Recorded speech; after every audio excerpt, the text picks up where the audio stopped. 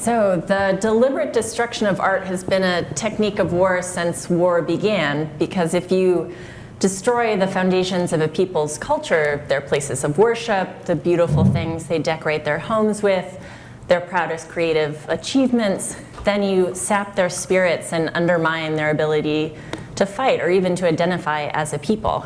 And we've seen this in the last few years in the news in Iraq and Syria, where the Islamic State destroyed mosques, shrines, and ancient sites.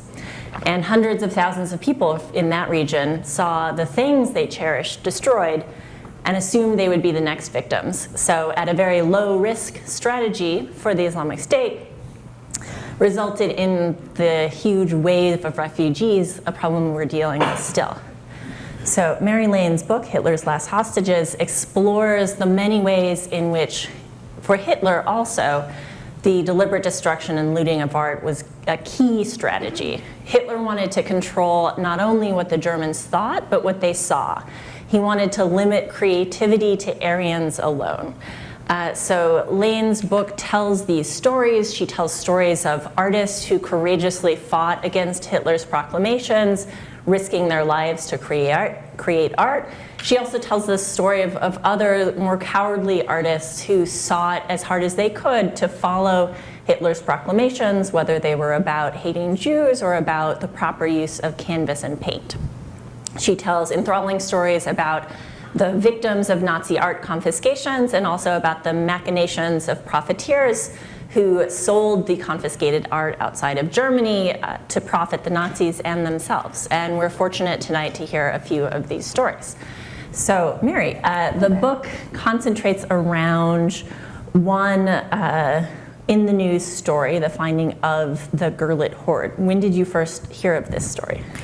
4 a.m. in November of 2013. I was actually here in Manhattan as the chief European art reporter for the Wall Street Journal. And I got a phone call. I was used to keeping my phone, both of my phones for the Journal, on when I was in the US and it was active German time. And an editor told me that about 1,300 works had been found in the apartment of a recluse whose father had been a dealer for the Nazis.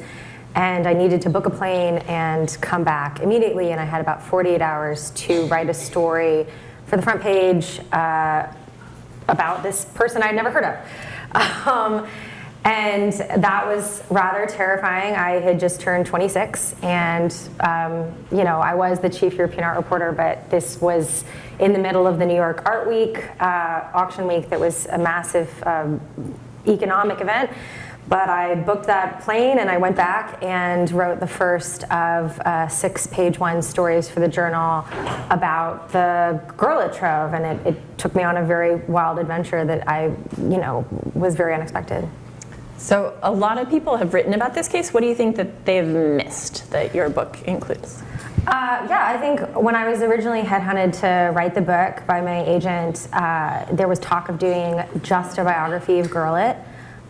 Which would have been interesting, but I think it would have missed the bigger picture that Hildebrand Gurlitt, the dealer for the Nazis whose son had the works that the German government found, is emblematic of a larger problem in Germany, and of this fallout from the war and raising a lot of questions about art restitution. So I deliberately, journalism is a very in-the-moment thing, but in actually writing the book, I wanted to make it a broader story about how this is indicative of a larger trend, and also just dig into a lot of the whys that you don't have time to dig into in articles. So that's why we made the very, very calculated choice of starting the book with Hitler as a child, because that is a topic with which many people are naturally uncomfortable, because there's a difference between humanizing what he did and recognizing that he was a human. He was a member of the Homo sapiens, and we need to see how someone is born and becomes anti-Semitic, and then the book, shows artists who fought both against him and for him, and then how that created the Gurlitt situation that is still a part of today. And there's definitely a lot of emotional pieces of the book. Did there anything that really struck you that had personal resonances for you? Yeah, I'm going to see if we can get this slide to work. Here we go. I'm good at this. Yes, I would say it was different from journalism in many ways, but one was how attached you get to certain characters or people. One of whom was this artist here, George Grosz, who I have a Scottish Terrier. He coincidentally also did, so we clearly have so much in common. But I found him, in terms of the artists, obviously Holocaust victims is harrowing in its own right, but in terms of the artists, I found him to be someone I found incredibly moving, because he was a household name in Germany before Hitler took power, and he made a very specific decision to fight against Hitler, to fight against injustice. He was not Jewish, he was Protestant, but he had a lot of Jewish friends, and he saw this rise in anti-Semitism, intolerance for women's rights, intolerance for the rights of many minorities, and he really put his career on the line and made himself into an artistic political activist. So you see here, he created a work that was criticizing, it wasn't criticizing all of Christianity, it was criticizing the politicization of Christian teachings. And then you also see there's a judge in the back that is criticizing political corruption in the judicial system. And then here in the front you see him criticizing the bellicose nature of generals that got the country involved into World War I.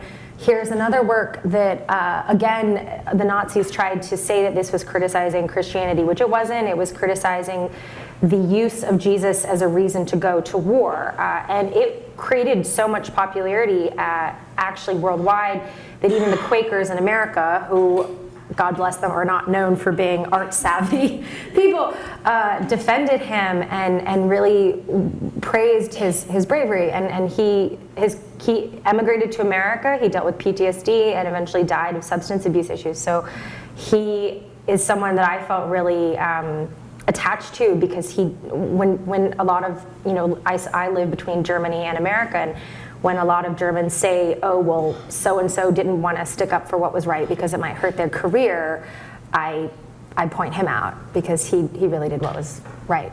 So. All right, so this is your first book. I'm just curious, how different was writing it than writing for the Journal or the Times? Well, it was a bit of a whirlwind. I started writing for the Journal as a Fulbright Fellow when I was 22. They hired me at 23. I became Chief European Art Reporter at 24. And then I got headhunted to write the book at about 27-ish. And now I'm 31. And it was a lot more isolating. I mean, I think that the Grosz thing kind of speaks to that. In the art world, a lot of art journalists are not, frankly, very good, because they get sort of sucked into the whole parties and castles, and you go to yachts, and there are a lot of wealthy people. And that is an interesting, fun part, but you still have to keep your head about you. But it is a lot more entertaining than just having Hitler as your roommate for five years. So especially when you're working at home and you wake up and you have your coffee and there's a book on Hitler just sitting on the table. And especially, one of the reasons that there are thousands of books out there about Hitler and the Nazis and World War II, as there should be. But one of the things we wanted to do with this book was do narrative nonfiction, which means that it reads like a story, but every quote is true. If there's a detail about the weather or what somebody wore, it's footnoted. And that takes a lot of time and work. So you really have to get into people's heads, which it's nicer getting into the head of, say, George Grosz than Hitler. And so you're sort of living with your subjects a little bit more than you would for an average article. Did you ever get stuck? I don't think you're allowed to get stuck. Are you allowed to get stuck? I think the only times you get stuck, at least for me, are when you're either not sure what you want to say or you're scared of what you want to say. So I guess one example of getting stuck was writing about the deaths of the children of Joseph Goebbels, because I wanted to I wanted to write about it because I wanted to write about it as a tragedy, because it is. I mean, these are children of a horrible, evil, sycophantic Nazi dictator, but they're still, 5-year-old, 6-year-old kids. And I was scared that people would think that my saying that the death of these small children and the brainwashing of these small children is somehow needing to be compared to the death of Jewish German children in concentration camps. But the reality with that, I think I just had to, deal with it, is that children of both Jewish and non-Jewish heritage were used and treated horribly during this time period, and that's something we should confront. So, what didn't make it in the book? What didn't make it in the book? There were, I would say, we tried, I think a lot of American audiences shy away from graphic depictions of sexuality and graphic depictions of violence, more sexuality, and particularly sexuality involving women. That being said, we wanted to be really calculated with, in a good way, considerate, I would say, with what we put in. So I remember making a list of all the female artists from the Weimar Republic that I think were overlooked, and then deciding, okay, which artists do I want to put in because they are relevant to this topic, and which artists would we put in just because we feel like we need to put in female artists. And a lot of female artists didn't make the cut, which on the one hand I felt bad about, but then on the other hand, it's just as patronizing not putting a female artist in because she's a female as it is to put a female artist in because she's female.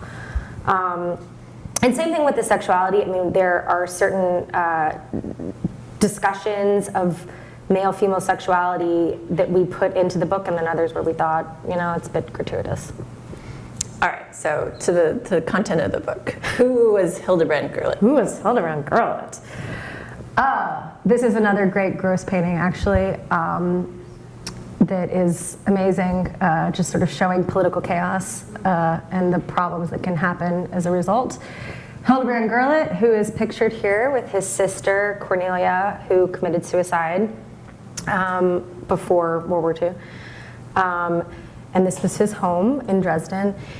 He was the son of a prestigious art historian in Germany, and he served in World War I. And when he did so, Hildebrand got the idea that he wanted to become an art dealer and art historian and art director at a museum. At the time, the roles were quite blurred, for an industrial town.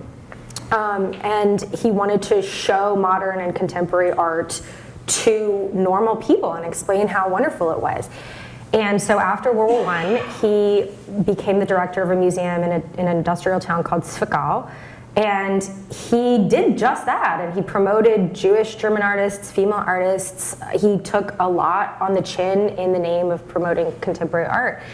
And once Hitler came to power, he sort of had a choice to make, whether he was going to stick his neck out for these artists or whether he was going to lay low or work with the Nazis. He decided to lay low, but then when one of his friends, Hermann Voss, became director of the Führer Museum project, which was the project to create a museum in Linz, Austria, to have the best Aryan art, and then concurrently, destroy degenerate art throughout Europe, he decided to use his knowledge of modern art and his connections to help the Nazis. And he did so, working throughout the Netherlands, Germany, France.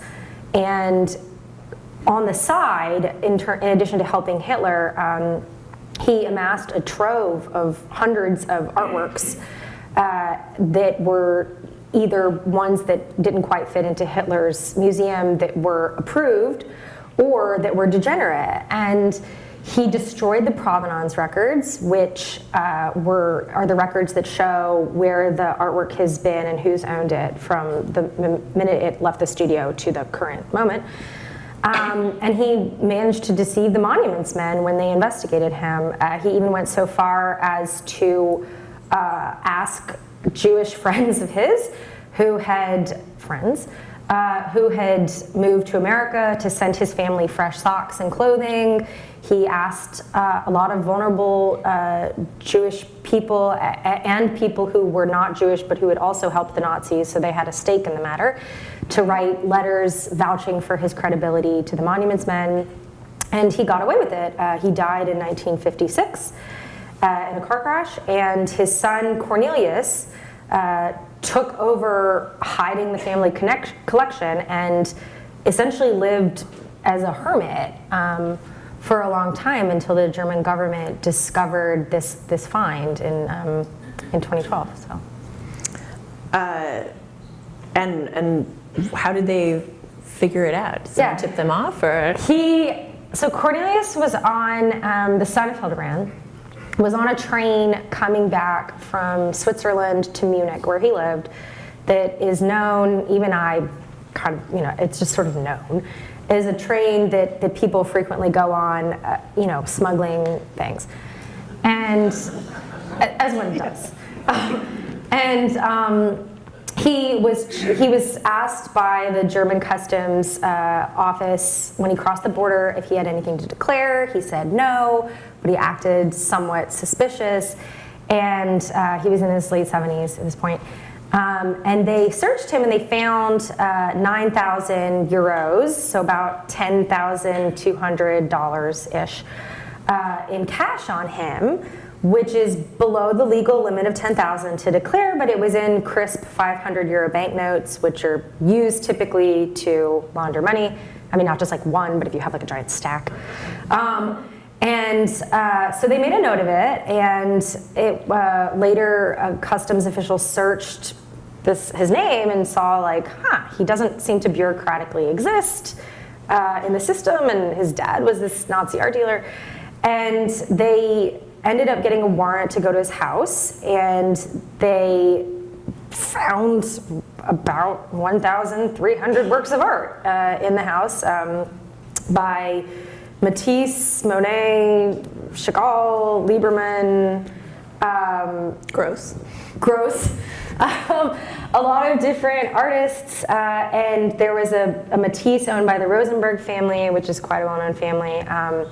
It was taken off its stretcher, which is that wooden frame you see works on, and it was rolled up in a crate of canned tomatoes, which is always, that's where I keep my Matisse. I don't know about you. Another work by Max Lieberman, Two Riders on the Beach, was on the wall. And they took these works, and they did not disclose them to the international community, which is what they had signed on to doing in 1998 as part of an agreement called the Washington Principles that they signed in DC. They kept them secret, and they did so until it leaked that November when I wrote my first story. And they maintained, even after it leaked, that this was purely a tax investigation, that this did not have to do with art history or the fact that his dad was a Nazi art dealer, bit of an important thing. That's how it came into the public. So it's cool to sell Nazi looted art as long as you pay your taxes? I think that's the general gist there. This is Cornelius, and here's some of the works that are in the collection. This is two works by Max Beckmann. The one on the right is very un-Max Beckmann-y, so it's pretty rare, just sort of a fun work. This one, obviously a big no-no for Hitler, a black person and a white person interacting like normal humans. These two, this is called Leonie by Dix, which portrays the hair. One of the interesting things about the Weimar Republic was there were portrayals of female sexuality that were positive, and then there were other ones that were showing negative consequences of sex work, such as this. She looks tired, she looks exhausted. This one is by Katie Kollwitz, Lamentation of the Dead.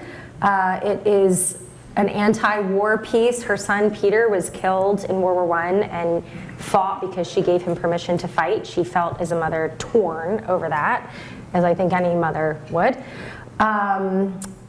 These two are also there. So this is a very haunting Katie Kollwitz portrait of her after her son died.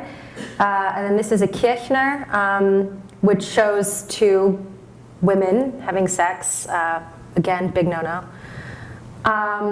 We'll get to that in a second. But yeah, there were a lot of degenerate works, and Hildebrand Gurlitt claimed in many of his private letters that he had kept them to protect them, but then the glaring question is, why would he not work to give them back to people after the war? I found it so fascinating, too, that you said that the Nazi strategy was, sure, we want to destroy all this degenerate art, but first we'll sell it to people outside of Germany, right, make the cash, and then we'll take over that country and destroy it later. Yeah.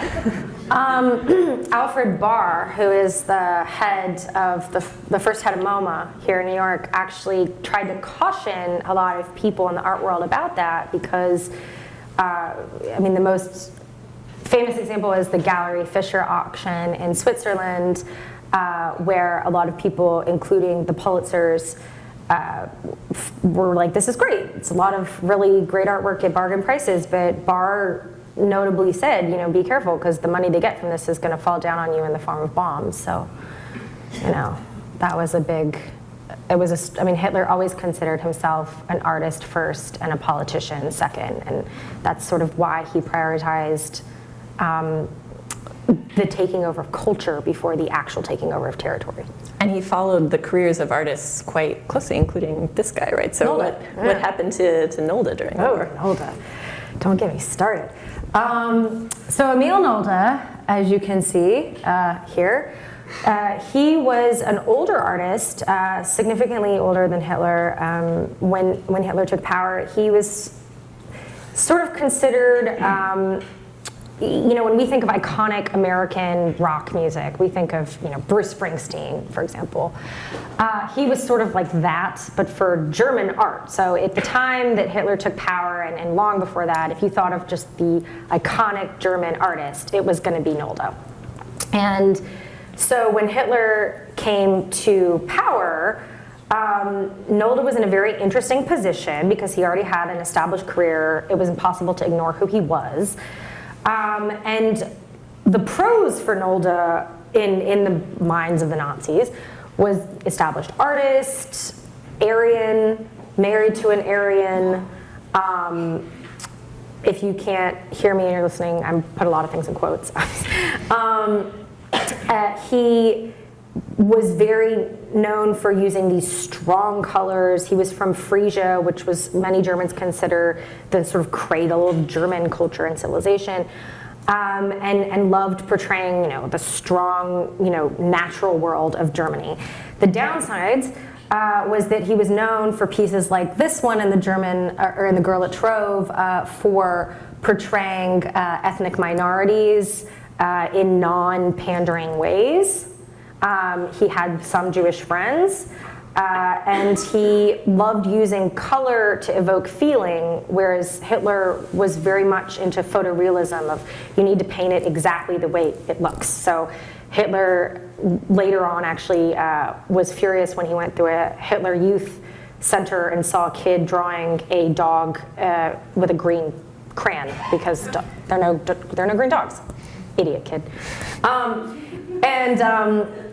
And so Nolde was in this very odd position, and he actively decided to try to ingratiate himself with Hitler. So Goebbels, Joseph Goebbels, the propaganda minister, was a huge fan of his and invited him to the 1933 November 10th anniversary of the Beer Hall Putsch, where Hitler was there. Nolde wrote about how wonderful it was to hear Hitler without, the filter of a radio, and he immediately wrote a book called Jahre der Kämpfe, which is a clear riff on Mein Kampf. Kämpfe is the plural of Kampf, so it means years of struggle. And in it, he modeled the whole book. I own a first edition in German. He modeled the whole thing after Mein Kampf. So he talks about, the beauty of nature and German culture and how he, met a Jewish person when he was 17, and the Jewish person said he had sort of an instinctual need to bed every woman, including a child, and that this was so obviously characteristic of Jewish people, and this whole screed. And he really tried to be part of Hitler's group. He even denounced an artist named Max Pechstein, who was not Jewish, but the Stein at the end of the name, he told the Nazis it was his rival, and he was like, oh, that guy's Jewish. And Max Pechstein actually was like, I'm not Jewish, and I also don't like Jews. But it ruined Pechstein's career, and it backfired. Hitler decided that he didn't like Nolde, and Nolde became the most featured artist with 27 works in the 1937 Degenerate Art Exhibition in Munich. And then Nolde fashioned himself as, he sort of went off into the countryside and just sort of disappeared for the rest of the war. And then afterwards, he fashioned himself as a victim of the regime, which is true, but not until he tried to join the regime. And that's something, I have an article today out, coincidentally, I promise, in Art News about Nolde and sort of how his estate only now is coming to terms with the fact that he was very anti-Semitic and that the estate covered it up. And I remember researching this book and buying, I don't know if any of you guys watch Family Guy, but there's a part in Family Guy where Brian and Stewie are on a bus in Munich and they're doing like a tour, and Brian points out that everything's missing in the tour guide between 1933 and 1945. And the tour guide is like, we were on vacation. And it was very similar. I bought this, one of the first things I did for writing this book was I bought the definitive biography of Nolde, and it's like 500 pages in German. And there were like 2 pages on 1933 to 1945. And I was like, and it literally said, it was like, things were really stressful, so I just decided to take a break and go on vacation. And I was like, did you know? So that is Emil Nolde in a nutshell. And so he's featured here in the Degenerate Art Exhibition, and he, especially when you compare him to Grosz, who risked his whole career to stand up for what was right. I found those two artists very, very striking in their differences on how they would help defend freedom and the Jewish people. Well, speaking of vacation, I have to share that I first began to learn about the importance of culture to the Nazi regime when I was in graduate school for archaeology and went to Greece in January. They wouldn't send me during the summer because my school said, you'd have too much fun if you went in the summer. So we'll send you during the winter. And I went to this tiny archaeological site with an old hotel, and I signed in, paid for my room, and the owner said, all right, here's the key to your room and here's the key to the hotel, because the hotel doesn't have heat and my house does, so I'm going home. So I spent the night by myself in this hotel. And then the next morning, woke up, he came back, was cooking me breakfast and said, oh, here's the registrar for let me show you the guest book. Here's where Goebbels signed and Göring, and it turns out that the sort of high-ranking Nazi leaders had been sent on vacation to this hotel to see this archaeological site. So yeah, Nazi ghost hotel, that was quite the experience. I survived. Very glad. You wrote in the book that Hitler believed that fighting the war on degenerate culture was equally as important as fighting to expand the Reich's territory. So why was that? Why did he believe that? Well, I think he was very shrewd in noting that if he had just gone to the German people who had Jewish neighbors, gay neighbors, minority neighbors, and said, hey, all these people are horrible and the culture you're living in right now is bad, let's go invade Poland. They wouldn't have necessarily gone along with it, but he came along at a time when there was a new social media, if you will, radio, and to a limited extent TV, certainly newsreels in the cinema, and he realized that he needed to control the culture and control people's day-to-day interactions with art, with music, with radio with, basically the social media of the time. Before he would get them acclimated in that way and alienated from cultural diversity in that way, and then move into actual violence. And people think of the start of the war, particularly this year with the anniversary, they think of September of 1939 when he invaded Poland, but he really came to power in 1933, he became Führer in 1934. He started in 1933, October is when he laid the cornerstone of the House of German Art in Munich, which is now called the House of Art, still a museum, and so, featured here. And as you can see, part of my book cover. So he realized that he needed to really capture the culture before he could move on to actual physical violence. And that was a way that I think he was able to do the censorship of the culture. And a lot of people said, well, it's just art, it's just music, it doesn't really matter.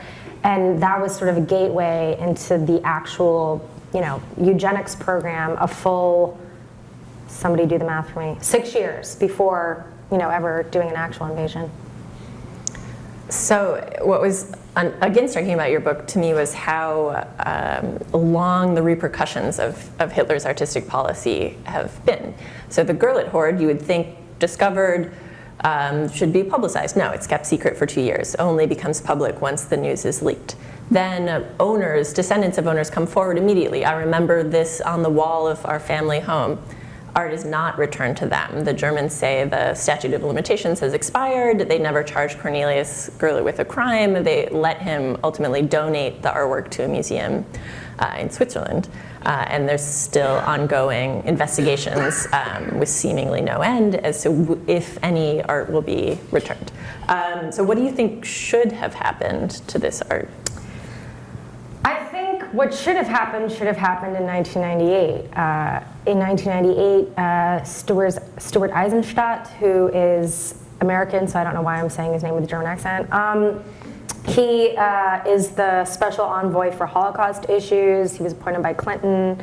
Every administration has kept him on since. In 1998, he organized the Washington Principles Conference in DC, and Germany, along with several other countries, signed on to the Washington Principles, which was a multi-bullet point thing, one of which says that if looted art is found, it will be made public to the international community, and anyone who comes forward with evidence will be helped to the full extent by the country.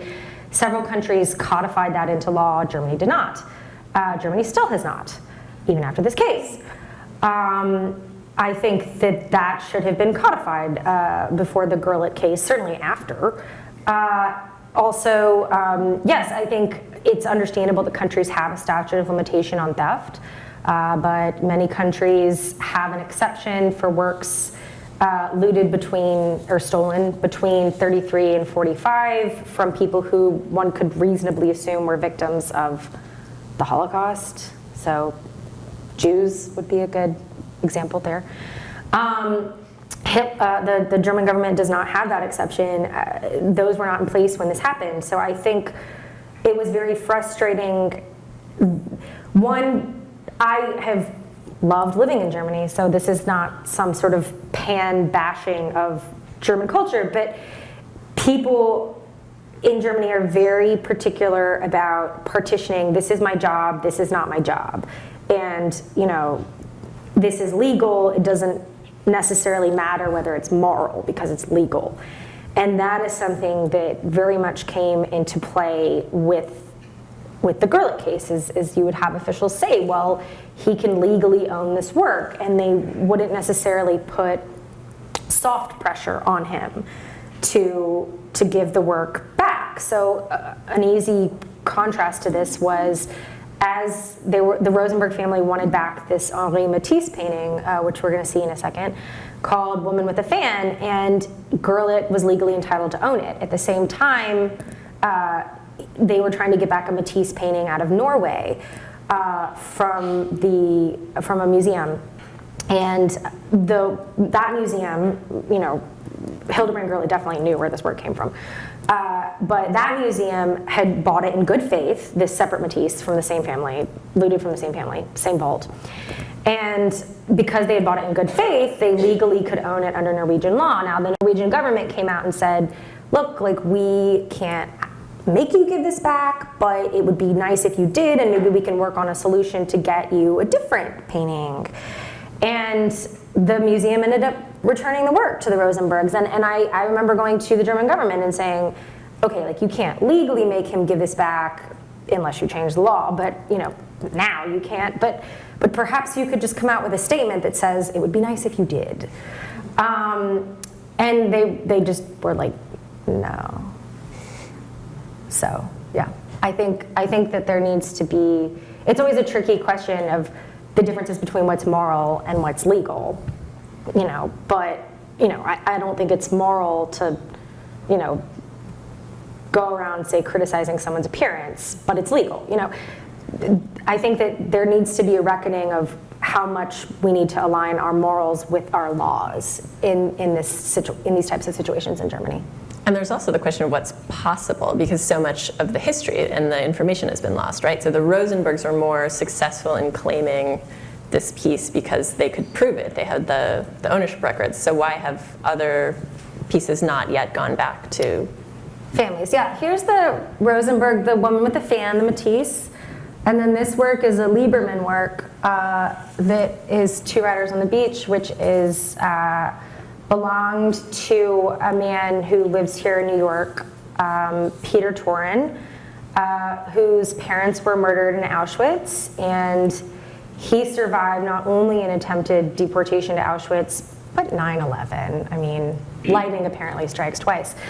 I think in many cases, yes, it is incredibly unfortunate that, for example, Gurlitt purposely collected many works on paper, A, because they're easier to transport, and then B, and hide, and then B, because often it's easier to hide where they came from.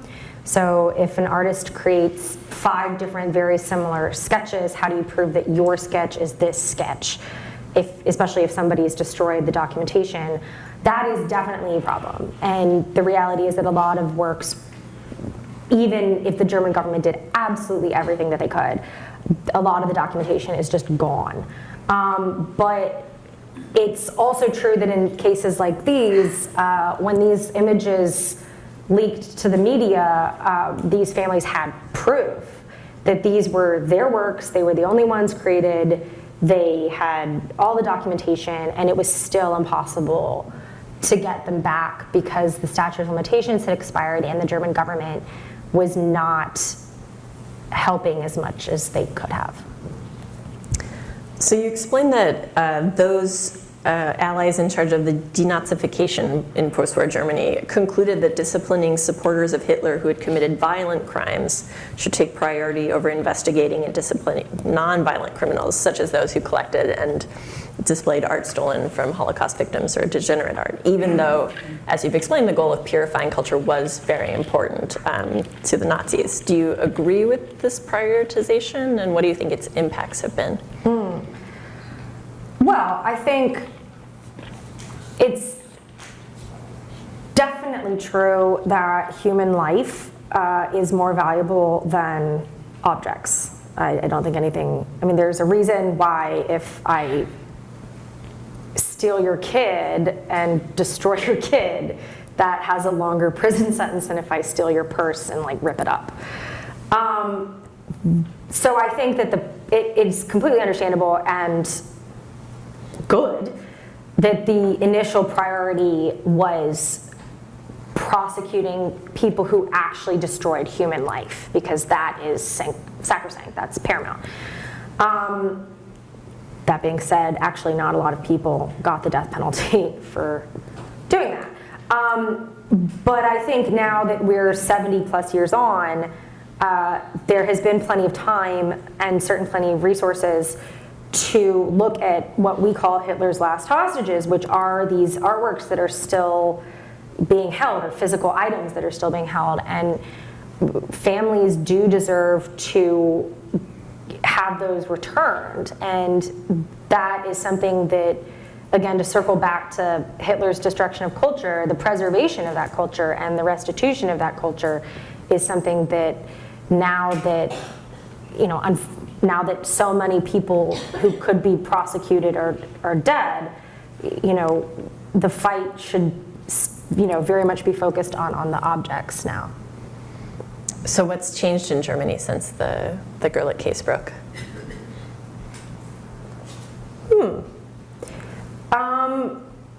Well, I think ordinary Germans are much more aware of the case. Anecdotally, like my friends who are German are much more aware of this being an ongoing problem, but they still have not fixed a lot of the legislative protections for people who own these works.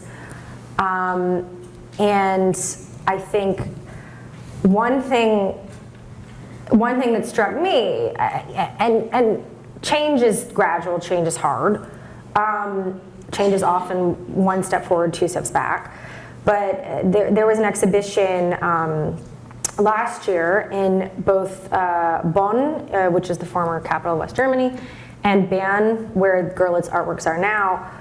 There was an exhibition called Status Report Gurlitt, and I went to both exhibitions, and one thing that struck me, and I talk about this in the book in the epilogue, because the book had to end somewhere, so the last chapter is the sale at Sotheby's of two writers, but the epilogue talks about last year.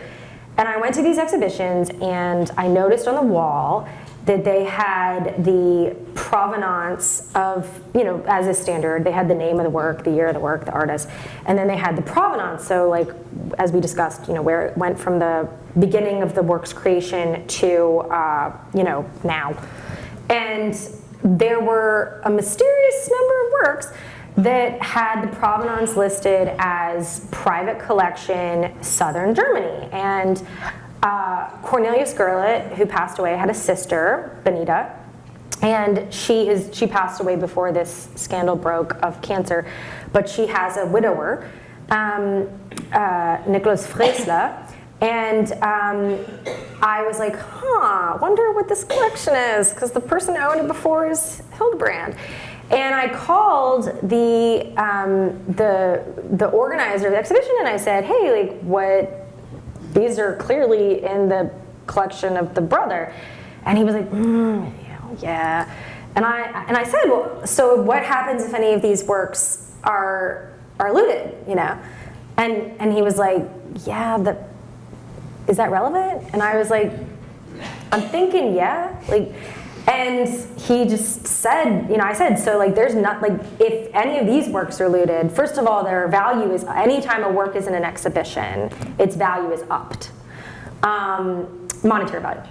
And I was like, okay, so this is upping the value of the work, and this is a taxpayer-funded exhibition, upping the value of the work, and if any of these works are looted, there is no way to compel him to get them back to their original owners.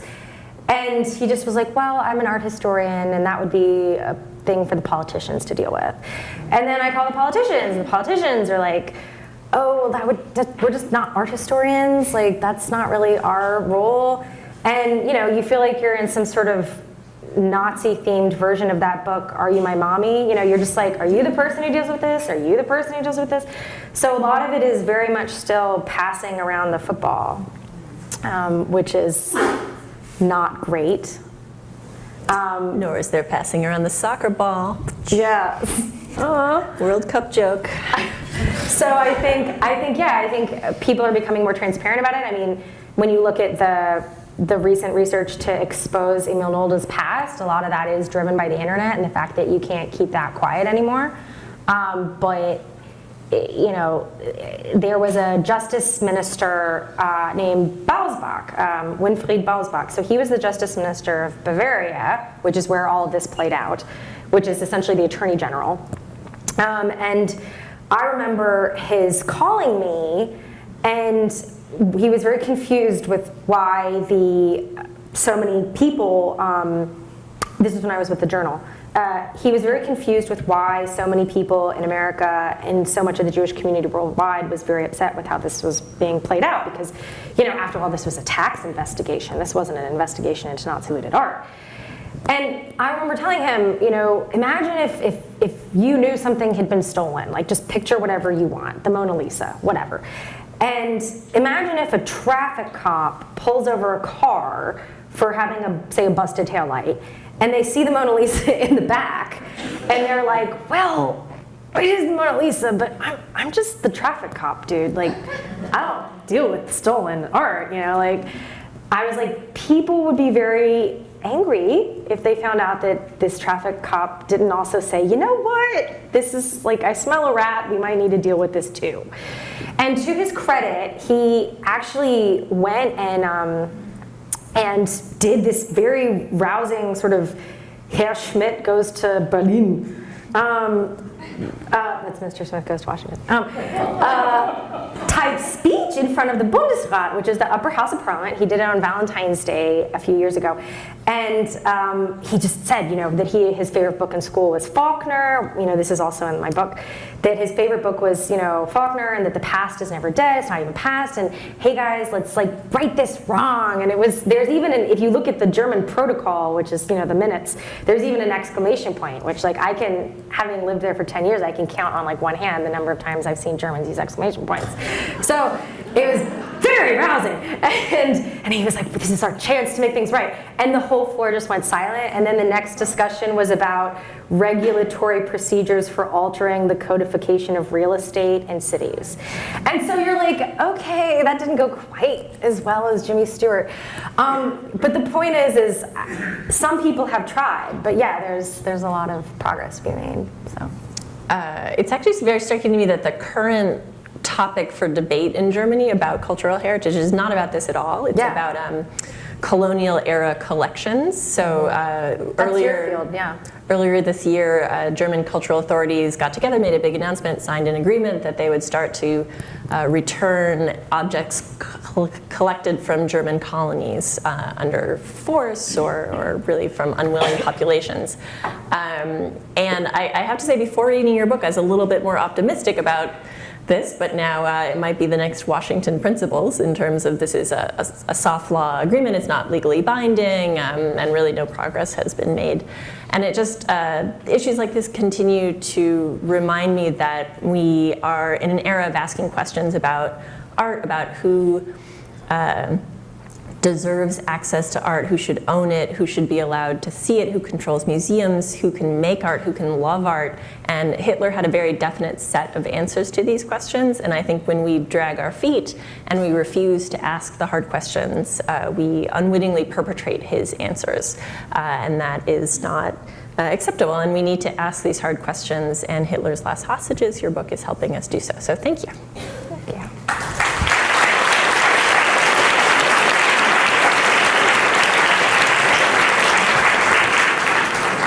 And Mary has agreed to take a few questions, and I think there's a microphone coming around. The microphone is coming. So if you have a question, you can raise your hand, and we will come down with the microphone. Oh, see, we have two over here.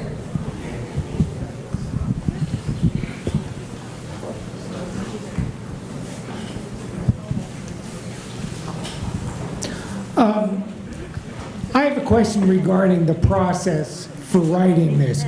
Excuse me.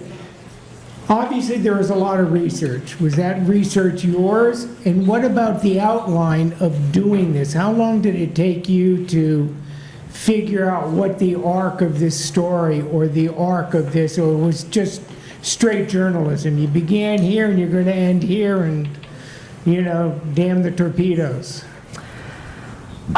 Well, with regards to the first question, the research is mine. Often I, worked on the advice of certain Holocaust experts like Richard Evans and Ian Kershaw, but everything is footnoted. I did not have an assistant. Sometimes I wish I had. Actually, my husband's kind of my assistant. God love him.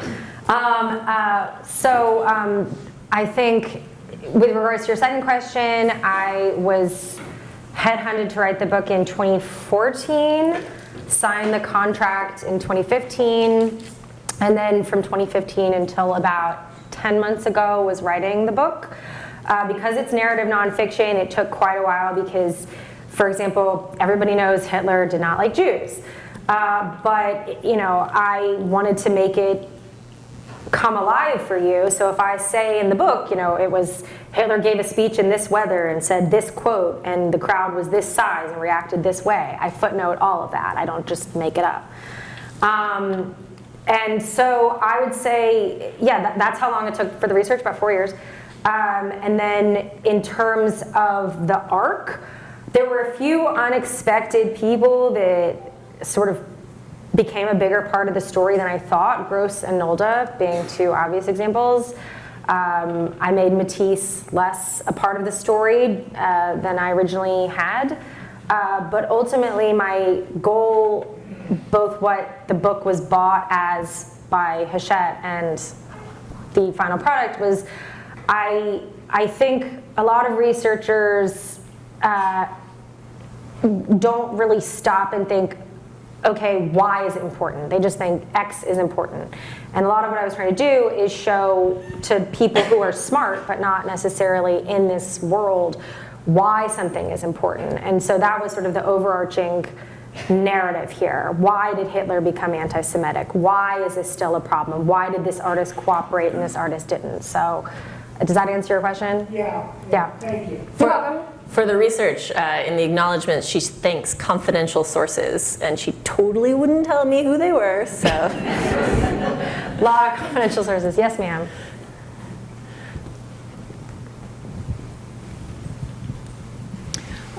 When he was caught on the train with the 9,000 euros, what was he doing? Was he selling paintings on the black market to private collectors who could never say what it was, or was he selling to museums, or what was going on? Well, he had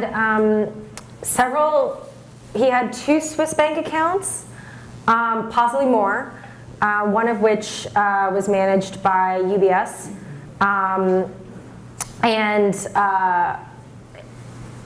He was in Switzerland withdrawing cash. So what he would do is when he needed money for himself or his sister, he would sell a work through one of a few different auction houses, in smaller ones, in Germany and Switzerland. He would sell the work and then he would take cash for it. And so he was withdrawing cash from his bank account there to live off of. And so he would make that trip back and forth to Switzerland every several months to get cash, and that's what he was doing in that case. Oh, 2 people here. Here you go, sir. Thank you. Okay.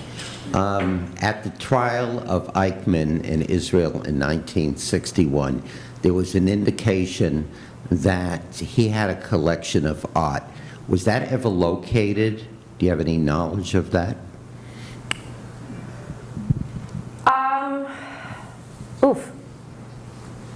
No, I mean, I have to say, obviously I followed the trial, but I think Göring was more of a prominent collector, so Eichmann might have had some pieces, but maybe that will be my next book. I actually don't know. I think if he had some, it would most certainly be more of a minor thing than Göring, but I don't know. I will look into that.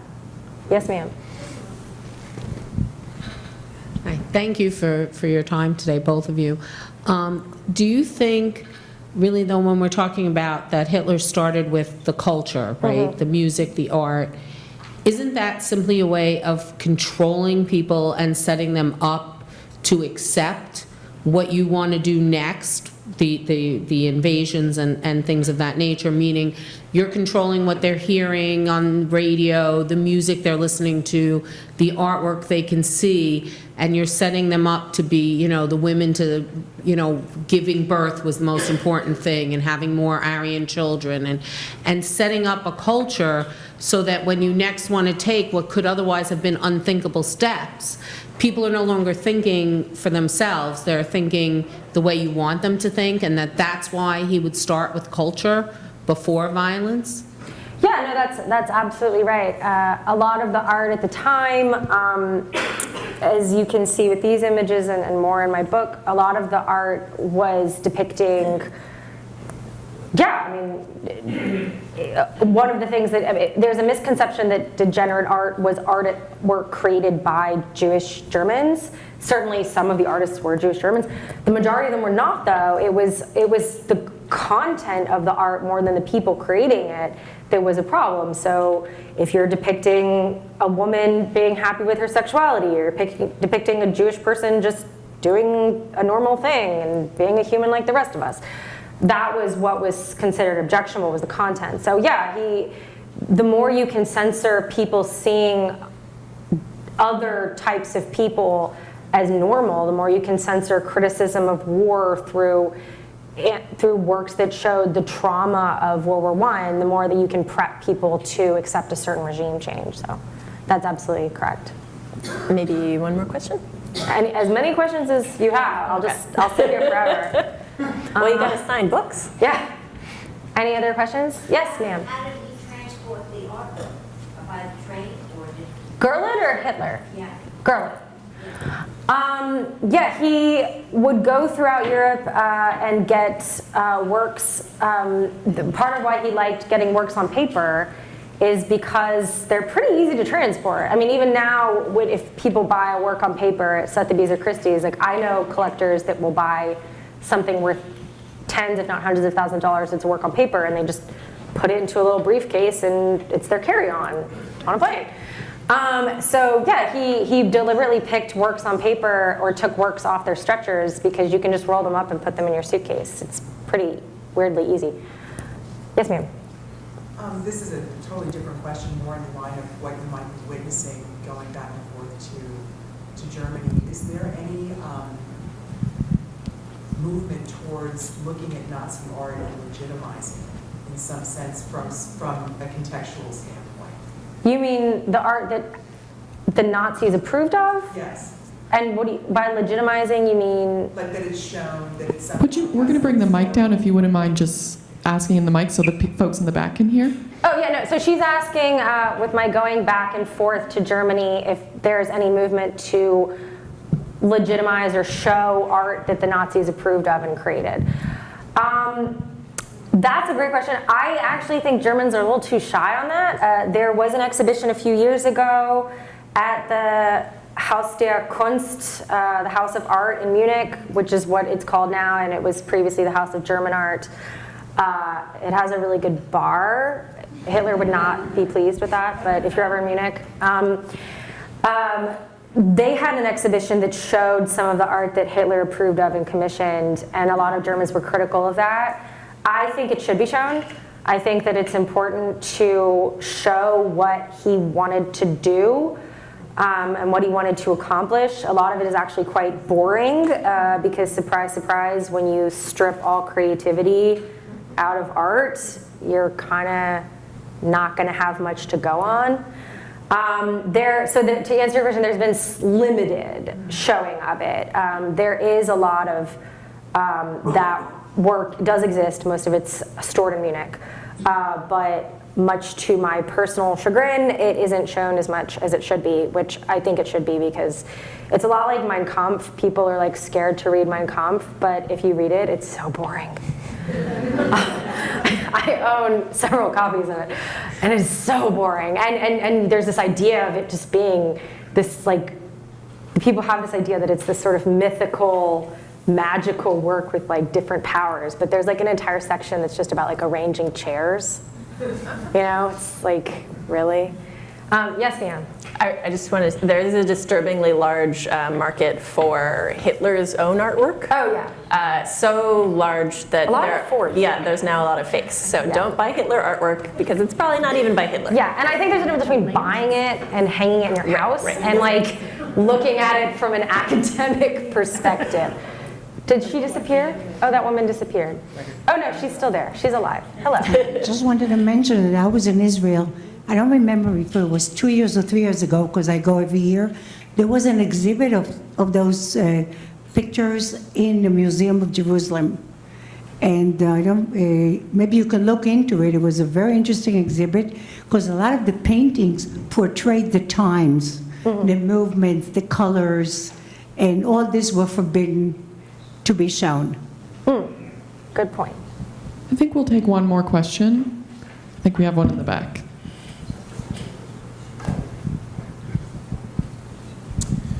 Yes, you had mentioned that you've lived in Germany for quite a few years, interacted with the culture. You know, the majority of Americans who go there don't, the way you obviously have. Do you think that there is an attitude among the German, at least the politicians and the people in power? We've paid the Jews back enough. Stop bothering us about this. It's not worth our time. We have. Do you get a sense of that? Well, I think certainly a lot of Jewish people who were kicked out of Germany who want their stuff back definitely feel that way. There is Peter Toren, who's the son of David Toren, who was given back this, I guess it's not there anymore, but Two Riders on the Beach. He has a quote in the book. He's a lawyer now in his 50s. Here in America, and he says that the sort of general sense that he gets from German politicians is like, these are, like, that he's 50, so he wasn't even alive at this time. He should just shut up and be happy he's living in America. So certainly a lot of people feel that way. I think that you do have some politicians like Bausbach, whom I talked about, who really want to try to make things right. But I think the dirty little secret of politics in a representative government is that if there is not a lot of movement from the people electing you to say, do this or we won't re-elect you, then what is the incentive to do that? So I think, from my perspective, you could very much say that a lot of these politicians don't prioritize this, but the real question then is, okay, who's putting these politicians in power? And it's the people, and they're not prioritizing it. Because I think you would be hard-pressed to find if a politician had a base in his constituency or her that said, you need to do something about this or we're not going to re-elect you. Like, of course they would do something. They want to get re-elected. Well, I'm breaking the rule. Let's do these two. Okay, we'll do these two and then... I've been you before, so yes, these two and then, yeah. I think it's more than politicians. I think the fact that anti-Semitism unfortunately does exist, and from a personal point of view, I think that's what's driving the politicians not to give back to the Jews that have lost the art pieces. And we had one more comment or question up here, and then we'll wrap it up. Yes, I want to know about Hitler's childhood. Was there anything in his childhood that you saw that foreshadowed what he might become as an adult? I'm really interested in that part of his life. Good question. I would direct you to chapter 1 of the book. Portrait of the Dictator as a Young Man. Yeah, I think people, that's something, people sort of shy away, I mean, I mentioned this, people shy away from writing about his childhood because, you know, it is uncomfortable to think about how, you know, baby Hitler, you know, 1-year-old Hitler was not a genocidal, evil person. He was just a 1-year-old who couldn't talk and needed his diapers changed. So then the question is, okay, when did he, I think people like to think that he was just born this way. And certainly he may have been born with certain psychological traits that aided his becoming a genocidal dictator. But actually, one interesting thing that we cover in chapter 1 is how he was born in a town that did not particularly have an anti-Semitic problem. They gave out a Citizen of the Year award every year, and when he was a kid, the rabbi got it. There was one anti-Semitic attack against some Jewish people in his town, and the whole town rallied behind them, and they were able to successfully sue for damages. He had Jewish kids in his class, nobody beat them up. And his family was pretty, just not really anti-Semitic. I mean, his dad was a little crazy, but, you know, not anti-Semitic. But what made him I mean, I guess that's what we're all grasping for, right, is what made him anti-Semitic. Really, it was actually at the end of World War I. He went and fought in World War I. He was convinced that, you know, Germany was going to win, this was going to be easy, it was going to be over in a snap, and that is not what happened. And then you get hit with reparations, you get hit with an economic crisis, you get hit with the rest of the world hating you, and he needed someone to blame. He couldn't believe that this was a failed war and that this was an economic downturn due to German financial policy or Austrian financial policy. And so he needed someone to blame, and that's when it was a very calculated choice. Then he had to find someone to blame, and he picked Jewish Europeans. So in his childhood, he was a bit of a rowdy student who didn't really like going to class or listening to his teachers, but certainly many people are, and that doesn't make them Hitler. But yeah, it really wasn't until his national identity came into crisis that he became virulently anti-Semitic. Well, that's sounding disturbingly familiar. We're going to close it up here, but Mary and Erin, thank you so much for joining us. And there's going to be a book signing